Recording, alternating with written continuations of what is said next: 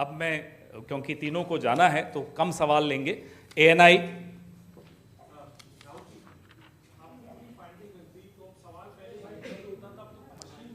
Machinery पे हो रहा है, अब तो सवाल पूरी मशीनरी पे हो रहा है। इसको आगे लेके कैसे जाएंगे, क्या रास्ता बचता है आप लोगों के पास?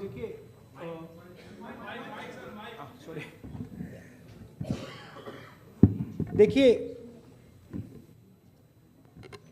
दो चीजों के बीच में हमें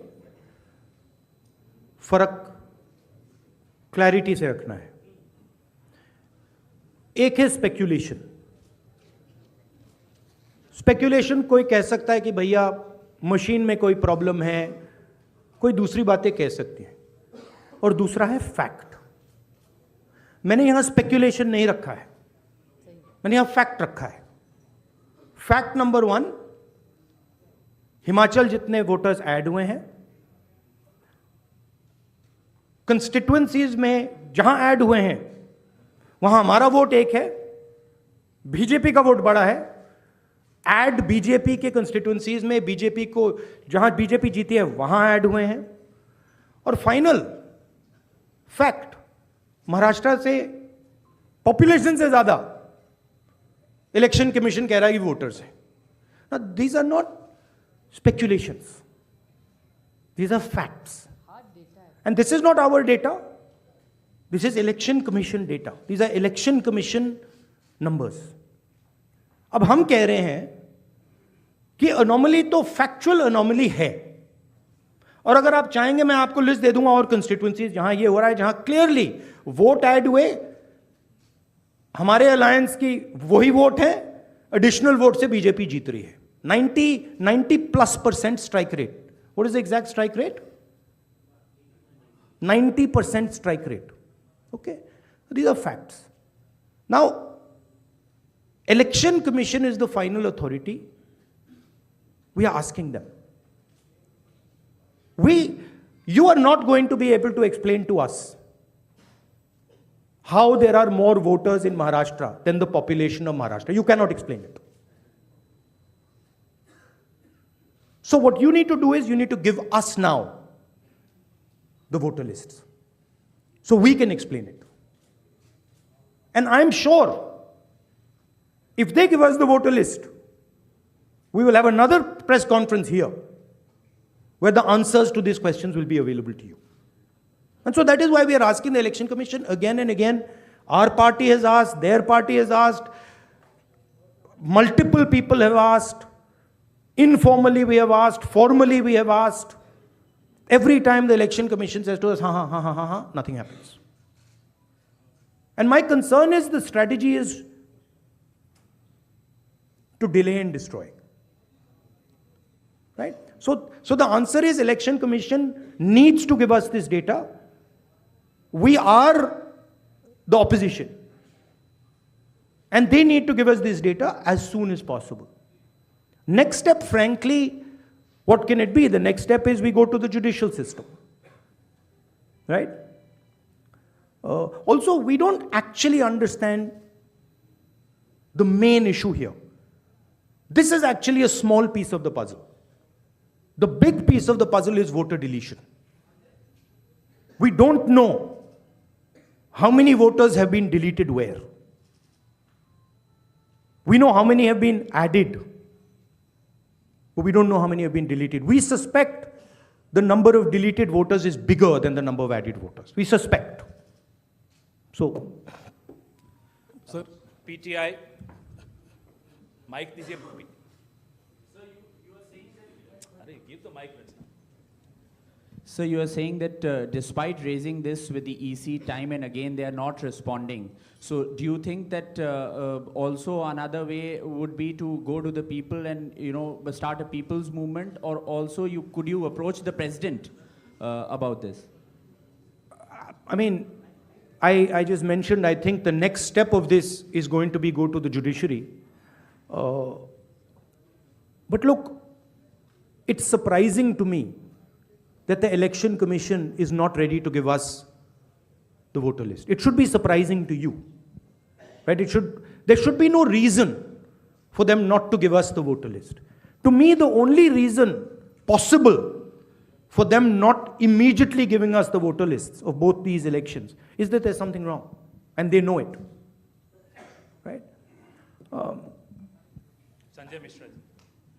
राहुल जी, आपने और संजय जी ने कहा कि वोटर लिस्ट इलेक्शन कमीशन दे नहीं रहा है, और जिस तरह का उनका रवैया है शायद आपको मिले भी नहीं।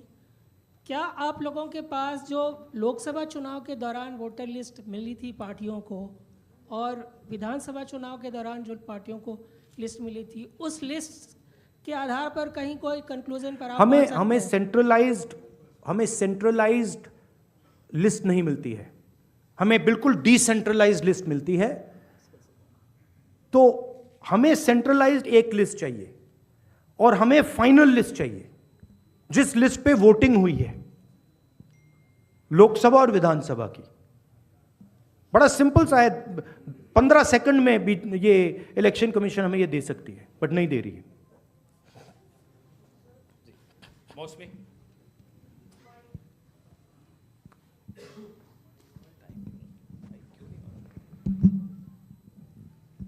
राहुल जी, ये जो आपने आंकड़े दिए थे कि लगभग 9 करोड़ 70 लाख 25,000 वोटर्स, 9 करोड़ 70 लाख वोटर्स हैं, वोटिंग पॉपुलेशन है, और जो अडल्ट पॉपुलेशन महाराष्ट्र की है वो 9 करोड़ 54 लाख है जी।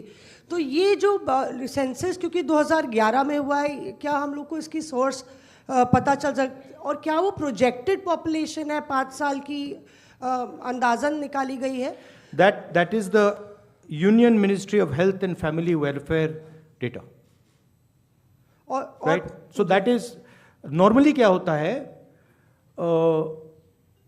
जितने वोटर्स होते हैं उतने वोट ऑलमोस्ट कभी नहीं करते हैं। नॉर्मली अगर आप किसी स्टेट में देखें तो 85%, 87% कर जाते हैं ऑफ टोटल वोटर्स। यहां पे आई थिंक 102% कर गए हैं। हाउ मच, कितना है ये? 102% कर गए हैं।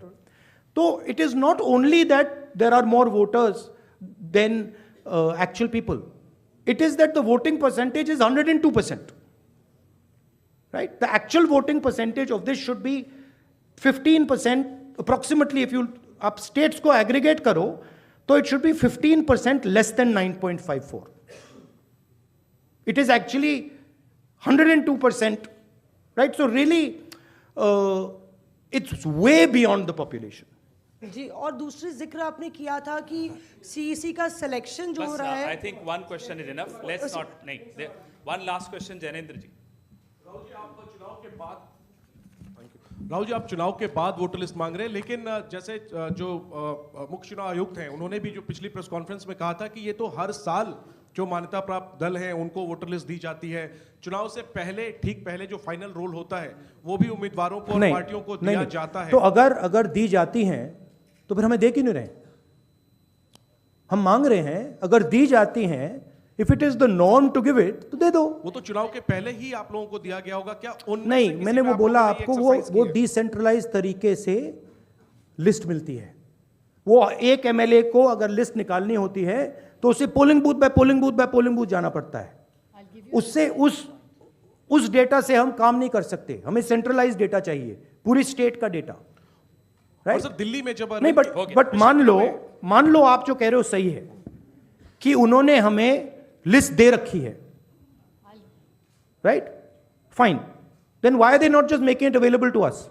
I'll add a small point. One second. Why are they not just making it available? हाँ, देते हैं, आप मांग रहे हो, ले लो, वो दे क्यों नहीं रहे?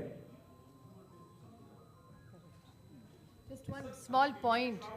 नहीं, you were, हम साथ में थे अरविंद जी के साथ उस मांग में। और एक बात बताओ, महाराष्ट्र में जब हुआ था, अभी ऑनलाइन नाम बढ़ा सकते हैं आप। मेरे खुद के निर्वाचन क्षेत्र का मैं आपको उदाहरण दूं, मैं रोज मॉनिटर करती थी क्योंकि आजकल ऑनलाइन करके collector has the final authority. तो लास्ट 3 दिन जब हम पूरे चुनाव प्रचार में सारे बिजी थे, यहाँ नंबर बढ़े थे। हम से कह रहे हैं कि वो सही भी हो सकते हैं, लेकिन आजकल एक आधार कार्ड पे, अभी आप हमारे यहाँ लाडली बहन योजना में सारे गलत आधार कार्ड आ रहे हैं। ये मैं नहीं कह रही, प्रेस कह रहा है। आप ही ने तो दिखा, 5 लाख महिलाओं का नाम कम होता जा रहा है। See, what is what has happened is that this list is a dynamic list. And this list is constantly changing and anyone can change it. The nice way to say it is that the Election Commission has lost control of the list. The bad way to say it is the Election Commission has manipulated the list. What is very clear is that the list in Maharashtra has gone wrong. There's no doubt about that. Because, please understand, a list which is bigger than the entire population, a list where the population of Himachal Pradesh is entering into Maharashtra, a list where all the additional voters are going in favor of the BJP. Look at that page. All of them have gone to the BJP. It's not that 50% have gone, 60% have gone. It's the same. 35,000, 40,000. All have gone. So something is wrong. And it is the responsibility of the Election Commission now to come clean on what has happened. Right? The answer is not, we gave you the list. We as opposition are asking you for the list now. The answer is, give us the list now. Don't tell us about what happened in the past. We want to know now. If you have no problem giving the list, you've already given it to us, okay, give it to us today. And give us the Lok Sabha one with names, pictures and addresses. Give us the Vidhan Sabha one with names, pictures and addresses. Because if you don't, there is a serious question now that is being asked about Indian democracy. Which means we are now heading towards the complete destruction of the Constitution. And we are in the business of protecting the Constitution. That is why I have put this here. And that is why I put Ambedkar ji. Ambedkar ji की photo मैंने यहाँ इसलिए लगाई है क्योंकि ने ऊपर लिखा है electoral roll is the most fundamental thing in a democracy. Election commission उसकी रक्षा नहीं कर रही है. हम मांग रहे हैं ये फंडामेंटल चीज जो अंबेडकर जी ने कहा है ये हमें दीजिए. वो करेंगे नहीं देंगे आपको. That is the issue here. Thank you very much. Thank you जी. सर राहुल जी एक सवाल है. राहुल जी